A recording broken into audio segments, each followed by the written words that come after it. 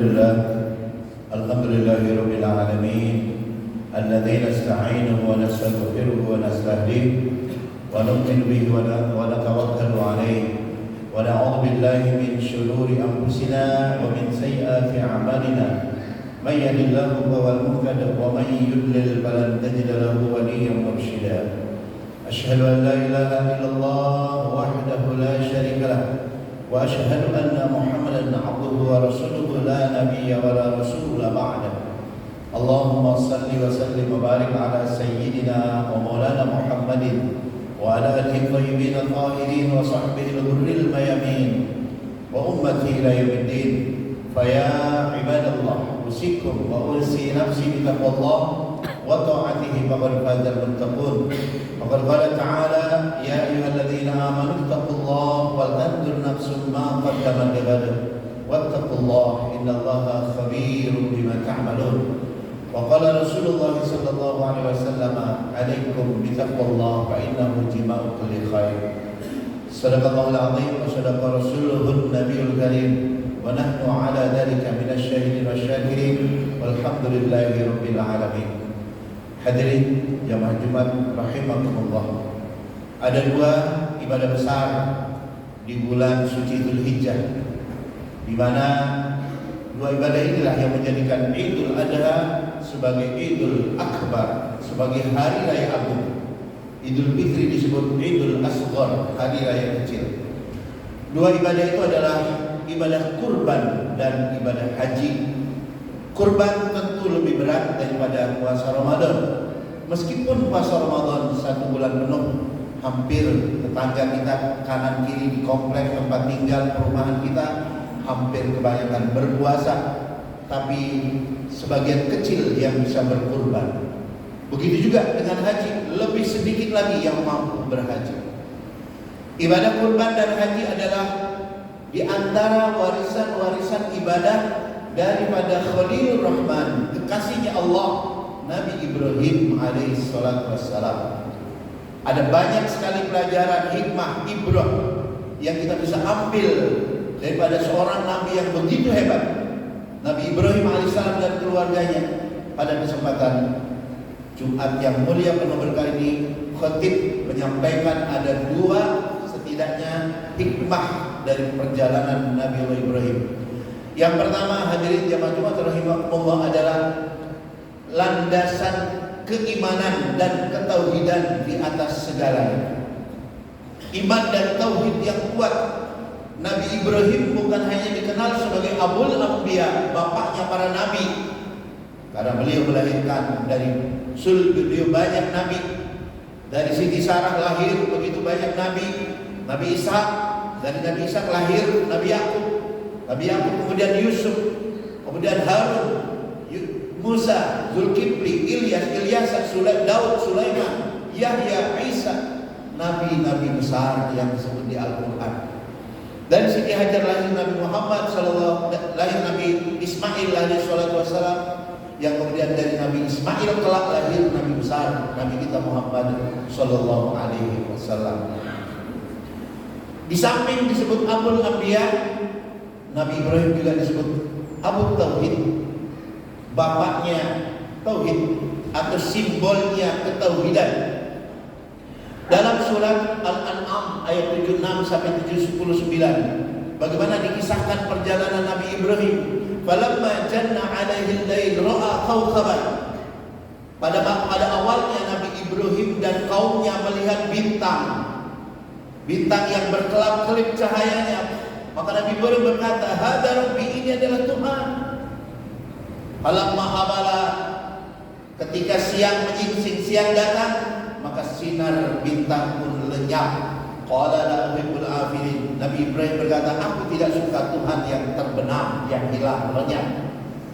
Lalu pada malam berikutnya Nabi Ibrahim mera'al qamara bazighatan, melihat bulan yang lebih terang cahayanya daripada bintang, dan Nabi Ibrahim berkata, "Hadza Rabbi, ini adalah Tuhan."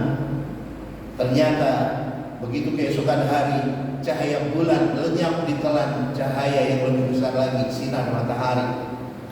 Maka Nabi Ibrahim berkata, ketika melihat matahari, falamma ra'a syamsa bazighatan, dengan sinarnya yang terang benderang menyilaukan, maka Nabi Ibrahim berkata, "Hada Rabbi, hada akbar." Ini ada Tuhan, ini jauh lebih besar daripada Tuhan-Tuhan sebelumnya. Tapi ternyata matahari pun terbenam dan kemudian gelap gulita.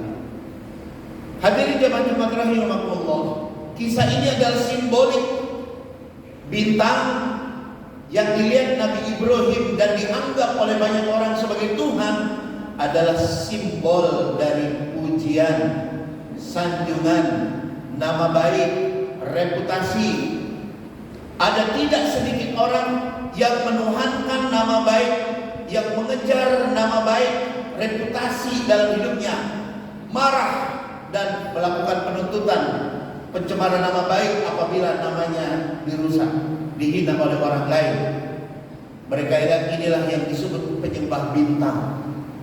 Penyembah bintang maknanya menganggap pujian yang paling penting, menganggap pujian di atas segalanya, bahkan rela mati demi sanjungan, demi pujian, demi bintang. Hotel tertentu disebut hotel bintang sekian, jenderal tertentu bintang sekian.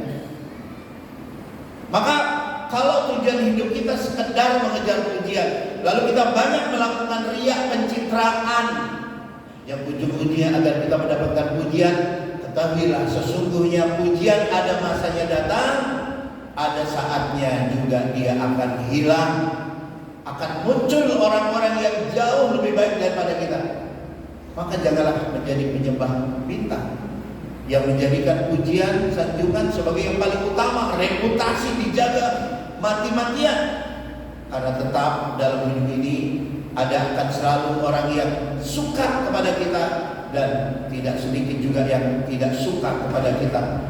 Jangankan kita, para nabi, para wali, orang-orang suci mulia, ada banyak followernya, tapi juga banyak haternya. Lalu bulan yang dilihat matahari adalah simbol cinta, kelembutan. Siapa mereka? Mereka adalah kekasih hati kita. Mereka adalah pasangan kita, anak-anak kita, orang tua kita, keluarga kita. Orang-orang yang mencintai kita dengan tulus. Orang-orang yang kita juga mencintai mereka. Mengurus keluarga adalah suatu kewajiban. Memuliakan, menghormati orang tua kita, keluarga kita adalah suatu tuntutan. Tapi menjadikan mereka yang paling penting di atas segalanya sudah termasuk berlebihan. Orang-orang yang disebut penyembah bulan adalah orang-orang yang menganggap cinta kepada anaknya berlebihan, cinta kepada pasangannya berlebihan. Tetap pada saatnya kita akan berpisah dengan keluarga kita, dengan saudara kita, dengan orang tua kita. Apakah kita yang meninggalkan mereka terlebih dahulu atau mereka yang meninggalkan kita? Maka jangan pernah menyekutukan, menyamakan, mensejajarkan, mensamalepalkan Tuhan dengan makhluk-makhluknya. Dan yang ketiga, Nabi Ibrahim melihat matahari, dan matahari adalah simbol materi, uang, pangkat, jabatan, kekayaan, tanah, ATM, rumah, dan sebagainya. Ini yang banyak sekali menyilaukan orang. Menganggap yang paling penting adalah jabatan. Demi jabatan apapun dilakukan. Demi uang siap jungkir balik, bahkan mati-matian. Ini sudah yang disebut menuhankan matahari.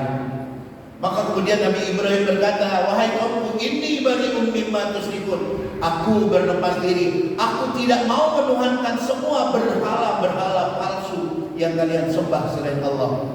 Lalu Nabi Ibrahim mengucapkan kalimat yang sangat indah yang kita kutip setiap kita sholat. Inni wajjahtu wajhiya lilladzi fataras samawati wal ardh hanifan muslima wa ma ana minal musyrikin. Aku hadapkan wajahku kepada Zat yang menciptakan langit dan bumi, dan aku tunduk kepadanya, dan aku bukanlah termasuk orang-orang musyrik. Ini yang pertama. Yang kedua, hadirin jemaah Jumat rahimakumullah, pelajaran kedua dari Nabi Ibrahim adalah kesuksesan menata keluarga di atas landasan tauhid. Keluarga. Nabi Shallallahu Alaihi Wasallam bersabda dalam hadis riwayat Tirmidzi, nah Allah Subhanahu Wa Taala telah mengutus 124.000 nabi. Di antaranya 313 nabi sekaligus rasul. Yang disebut namanya di Al-Quran 25 orang. Di antara 25 orang itu ada 5 yang disebut ulul azmi, nabi-nabi besar yang menghadapi musuh-musuh berat. Nabi Ibrahim, Nabi Musa, Nabi Isa, Nabi Nuh, dan Nabi kita Muhammad SAW. Dan dari 5 Nabi Rasul ulul azmi, hanya 2 yang disebut Al-Quran uswatun hasanah, suri tauladan yang baik, yaitu Nabi Allah Ibrahim dan Nabi kita Muhammad SAW. Itu sebabnya maka 2 Nabi ini yang kita kenang-kenang dalam setiap tahiyat di dalam sholat kita. Kama shallaita ala Ibrahim wa ala Ibrahim wa barik ala Muhammad wa ala Muhammad kama barakta ala Ibrahim, dan seterusnya. 2 Nabi yang disebut uswatun hasanah. Kenapa demikian? Karena 2 Nabi ini sukses membina bukan hanya umatnya, tapi juga pasangannya, juga anak-anaknya. Di mana di antara pelajaran dari Nabi Ibrahim dalam menata keluarga adalah menjadikan iman dan tauhid yang paling penting. Orang berumah tangga dalam rangka penghambaan, dalam rangka ibadah kepada Allah. Ini tujuannya. Berumah tangga adalah bagian dari ibadah kepada Allah. Yang kedua, dalam berumah tangga bagaimana suami istri saling tolong menolong untuk makin bakti kepada orang tuanya. Sebagai suami menolong istri agar makin bakti kepada orang tuanya. Begitu juga pun istri membantu suami agar makin bakti kepada orang tuanya. Ridha Allah bi ridhal walidain. Ridha Allah bergantung ridha orang tua. Wa sukhtullah fi sukhtil walidain. Murka Allah juga bergantung pada murka orang tua. Meskipun seorang anak laki-laki ketika menikah tidak wajib dengan restu wali, tidak memerlukan wali, tapi wajib hukumnya meminta ridho kedua orang tuanya sebelum menikah. Jangan sampai seorang laki-laki menikah dengan pasangan yang tidak diridhoi oleh orang tuanya. Ini nanti yang akan menjauhkan kita dari berkah rumah tangga. Yang ketiga, pelajaran dari Nabi Ibrahim dalam menata rumah tangga adalah saling pengertian dan penghargaan dengan pasangan. Pada saat kita sebagai laki-laki menikahi wanita, sadarlah wanita yang kita nikahi bukan wanita sempurna tanpa cacat dan kekurangan. Mereka bukan Siti Khadijah atau Siti Aisyah, karena kita juga bukan Nabi Muhammad, bukan Sayyidina Abu Bakar yang tanpa kelemahan dan kekurangan. Terimalah kelebihan dan kekurangan pasangan kita, karena kita pun sebagai laki-laki punya banyak cacat dan kekurangan. Dan yang keempat, bagaimana memastikan dalam rumah tangga tidak memberikan nafkah kecuali yang jelas-jelas halal kepada istri dan anak kita. Jangan sampai memasukkan sesuatu dari pendapatan yang haram.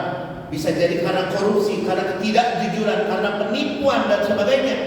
Nabi bersabda, luqmata haram, satu suap makanan haram, syurbata haram, satu teguk minuman haram, fi jawf ibni Adam, masuk ke dalam tubuh anak Adam dengan sengaja, lam tuqbal minhu salatuhu arba'ina lailah, maka tidak diterima salatnya, ibadahnya 40 hari. Satu suap, satu teguk yang haram 40 hari tidak diterima ibadahnya. Bagaimana kalau satu piring? Berapa suap satu piring itu? Bagaimana kalau 3 kali makan sehari? Maka seorang bertanya, ya Rasulullah, orang ini hari-harinya makan yang haram, pakaiannya dari yang haram, kendaraannya haram. Apa jawab Nabi? Pannar aula bihi, maka nerakalah yang paling pantas untuknya. Terakhir, manakala kita sudah mengerjakan 1-4, hadiah dari Allah auladun salihin, yaitu anak-anak yang soleh dan solihah. Ingatlah hadirin jamaah Jumat rahimakumullah, sabda Nabi kita sallallahu alaihi wasallam, as-salatu minallah wal adabu minal aba. Kesolehan itu hadiah dari Allah. Kewajiban pendidik adalah perintah kepada orang tua, bukan orang tua yang menjadikan anaknya soleh dan solihah. Nabi Lut, Nabi Nuh tidak bisa mensolehkan anak-anaknya. Kesolehan adalah hadiah dari Allah. Kewajiban orang tua hanyalah mendidik dan mengingatkan. Barakallahu lakum bil Qur'anil Karim wa nafa'ani wa iyyakum bima fihi minal ayati wa dzikril hakim wa taqabbal minni wa minkum tilawatahu innahu huwas samiul basir.